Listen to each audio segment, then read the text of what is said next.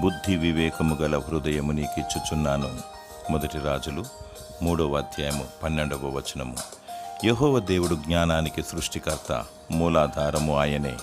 ఆయన చేతి పనులు మానవుని హృదయానికి అగోచరములు. ఆయన సృష్టి విధానము ఆశ్చర్యము. అడిగిన ప్రతివారికి బుద్ధి, వివేచన, జ్ఞానము మరియు తెలివితేటలు దయచేయను. సొలొమోను మహారాజును దేవుడు నీకేమి కావాలని అడిగినప్పుడు సొలొమోను, నీవిచ్చిన రాజ్యాన్ని పరిపాలించుటకు నాకు బుద్ధి వివేకము గల హృదయము కావాలి అని అడిగాడు.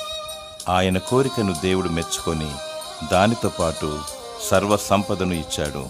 ఆయన నీతిని, రాజ్యాన్ని మొదట వెదుకుడి, అప్పుడు అవన్నీ అనుగ్రహింపబడును.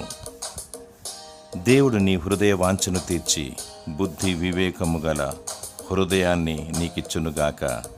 ఆమేన్.